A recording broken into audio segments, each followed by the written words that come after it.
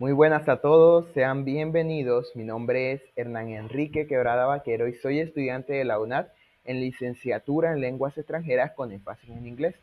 En este video voy a explicar algunos aspectos clave. ¿Claves de qué? De la interfaz del micrositio de las prácticas educativas pedagógicas. El proceso para inscribirme, por ejemplo, al seminario prepráctica, también los cursos del componente práctico y también cómo me proyectaré como futuro docente con base en el informe etnográfico que hicimos en el paso anterior. Así que para comenzar aquí podemos ver lo primero que notamos en la interfaz, aquí lo vemos en la presentación, que es la presentación, ¿no? De lo que son las prácticas pedagógicas, de lo que podemos hacer con ellas y también unos números de contacto para unos correos, perdón, cuando hundimos en la parte de contáctenos para los líderes de zona en los aspectos de las prácticas. También en la parte de abajo podemos notar otra interfaz que es el proceso de descarga de las cartas. ¿A qué se refiere esto? Bueno, vamos a verlo un poco más a fondo, que este sí ya es un poco más interesante. Aquí lo podemos ver, ¿no? La interfaz de cartas de presentación de prácticas es algo que la UNAD proyecta para que nosotros, como futuros docentes en formación, podamos presentarnos a las instituciones en las cuales vamos a hacer nuestras prácticas. Estas cartas son totalmente oficiales y solo se pueden descargar en caso de que cumplamos los dos requisitos necesarios para poder hacer las prácticas. El primero, que ya estemos en la ruta, que ya hayamos hecho el seminario prepráctica y estemos listos para empezar nuestras prácticas formales. Y el segundo también, que ya confirmamos con nuestro tutor y nuestros líderes de zona que ya podemos hacer las prácticas. Entonces se puede hacer y es muy sencillo, simplemente colocamos ahí en el espacio donde dice nuestro número de documento y si cumplimos con los requisitos se nos va a enviar a nuestro correo ese documento de la carta. Es muy interesante y para cuando lo tengamos que utilizar es muy sencillo de hacer. En el tercer apartado encontramos tres cosas muy interesantes que hablan sobre los documentos de la lectura obligatoria para el desarrollo de las PEP. Lo primero, los lineamientos. Son unas cuestiones que dictan cómo deben ser nuestras prácticas pedagógicas. Nos dicen específicamente cómo debemos hacerla y es un documento que vamos a tener que leer así mismo como lo es el reglamento de las PEP. En este acuerdo 078 del 29 de marzo se establece lo que lo que la educación quiere que hagamos mediante nuestras prácticas educativas y pedagógicas. Entonces estos dos reglamentos, los lineamientos y los reglamentos, debemos leerlos para poder tener claro qué vamos a tener que hacer como docentes. De igual manera, eso lo vamos a hacer en el transcurso de nuestra ruta práctica. Los formatos PET son dos formatos que nos van a servir y que son necesarios, como ya vimos, para poder iniciar nuestras prácticas. En la presentación de las cartas decía que ya teníamos que tener diligenciados estos formatos. Entonces aquí están especificados y ya yendo más a fondo a ellos, pues podremos analizarlos mucho mejor. Siguiendo con el análisis de este micrositio, podemos ver la siguiente parte que habla sobre espacios de innovación para la proyección docente. El primero es el laboratorio Innova. Este laboratorio es muy interesante porque nos permite analizar, ¿no? Nos permite ver con base en las ciencias de la educación, la experiencia, ¿no? La experiencia que vamos a tener como docentes y todo lo que podremos hacer con ellos. Otro que me gusta mucho a mí, que estuve probando un poco, es el simulador de práctica educativa y pedagógica.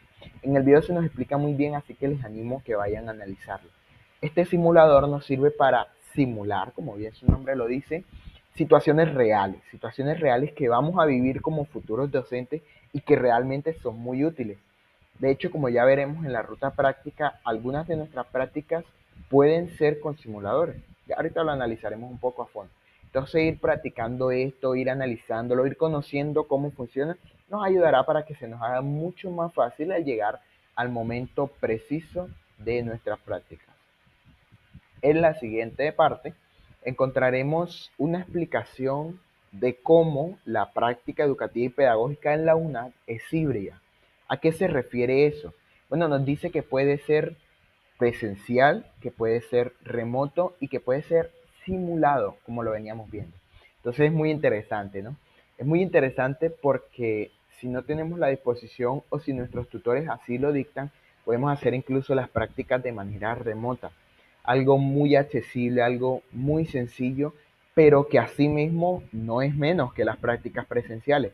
Al contrario, este espacio nos explica que todas estas prácticas, sin importar si son presenciales, virtuales o simuladas, cumplen con lo necesario que dicta el Ministerio de Educación. Entonces no tenemos que preocuparnos porque de verdad, cualquiera que sea el método que nos dicte la universidad, de verdad va a ser muy bueno nuestro desarrollo si tenemos el compromiso con ello.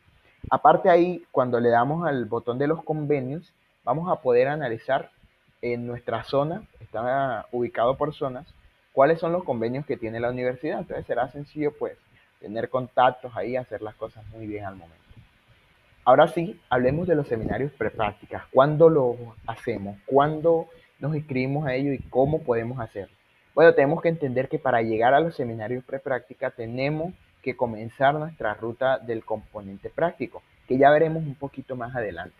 Entonces, cuando entremos y cumplamos estos requisitos, vamos a poder inscribirnos. Pero ojo, este curso no es uno que se ofrezca en la oferta académica. O sea que cuando estemos matriculando para un siguiente semestre, no vamos a poder matricular como tal el seminario prepráctica. Debemos estar atentos al correo interno y también a lo que nos envían por los foros de difusión en los cursos. Entonces tenemos que estar atentos y son formatos que llenaremos para entrar al seminario prepráctica que nos preparará, como su nombre lo dice, para que podamos tener una práctica educativa y pedagógica muy excelente. Ahora, ¿cuándo comienza el componente práctico? Bueno, un poco antes de esta interfaz que estamos viendo aquí, encontramos otra que se llama Conoce la ruta del componente práctico de tu licenciatura. Aparecen las 6 licenciaturas que ofrece la UNAD y podemos ver en la primera, lenguas extranjeras con énfasis en inglés, nuestra ruta práctica. Cuando le damos al link que aparece en azul de ahí de primero, nos va a enviar a un documento de Google Drive en donde vamos a tener todas las mallas curriculares en cuanto al componente práctico. Así que analicemos la que nosotros tenemos. Vamos a ver cuáles son nuestros cursos prácticos.